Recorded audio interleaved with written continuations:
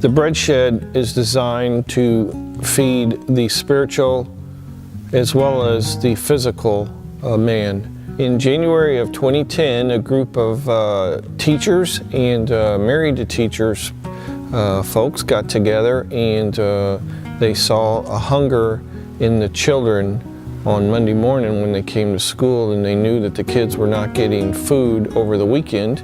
On a snow day, Aaron Duncan had got a bunch of us together, and we knew we couldn't cure all of the problems that were out there, but what we could do was start feeding kids on Saturday morning. Somebody said, well, I can bring some bowls, and somebody could bring a box of Fruit Loops, and somebody else could bring some milk, and Brent Sewell said we could use his old church on the east side, and we started. And from there, we now feed breakfast every Saturday. Brother Bill was preaching on working in the community, that type of thing. He'd mentioned the Bread Shed several times, and one day come up and I was just led to go over there and just kind of check this thing out, and didn't realize how many people in this community are hungry. We have families come in with newborn babies. We have an 80-year-old man in a wheelchair. I mean, the spectrum of the spectrum is just huge. Back in 2011, we started with the mobile food pantries, and that's where we have a truck with about 10,000 pounds of food, and we set it up and open up the doors and set up the tables and distribute the food. There's about 240 registered families waiting for food, and sometimes this is all the food those people get. We're currently doing 3 mobile food pantries every month. We also have a trailer that we give out clothes. We also have grown into doing backpacks on Fridays to allow food to go home with the kids on Friday evenings, and that way they don't have the hunger issue over the weekends, and when they come back Monday, they are ready to go to school and learn. We started out with 50, 25 for Eugene Field and 25 for Lake Road, and now we're up to 175 backpacks that we do.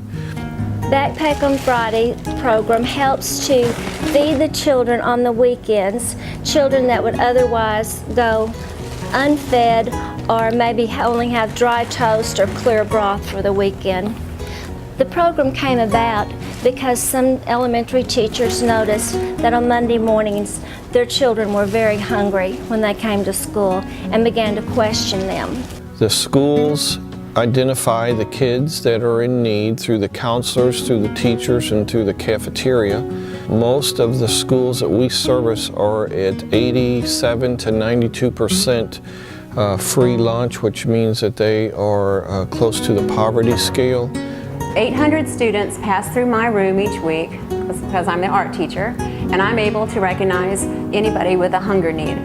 This year I had 36 names of children that I received from Valerie Duncan and Esther Luna from Lake Road and Eugene Field 4th graders, and then I had 5th graders from last year. I had 17 backpacks to assign. To find out who had the most need, I asked each child how their family was doing this year as far as food on the weekends. And many of the students told me that their families were doing okay. But several said that their food stamps had run out. The student knew exactly when, and they also knew when their mother got paid, and it wouldn't be for a week or 2. That's when I knew that they were hungry. Several looked at me straight in the eye and said, I need food. Each month we purchase a truckload of food from the SEMO Food Bank at Sykeston. They deliver about 6 pallets of food each month here at First Baptist Church, where the church has so graciously allowed us this room to store our food in.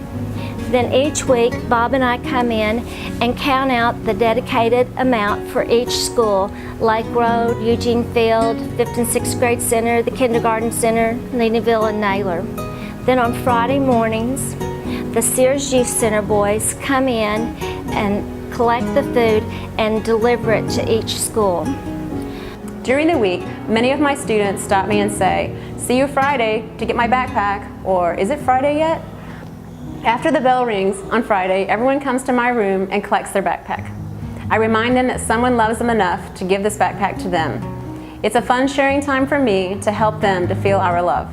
My wife was at the kindergarten center last year, and she was seeing how the backpack program was working, and the children, how thrilled they were to get this food. They was going to have food for the weekend, and they were thrilled to get them. And one little boy, they couldn't find his backpack, and boy, he got upset, started crying, and my wife approached him and said, you know, what's going on? He said, I got to have something to eat this weekend. And unfortunately, they found it, you know, and he was able to take it home. He lit up like a light bulb, you know, and was able to take his backpack home so him and his brothers and sister could have something to eat.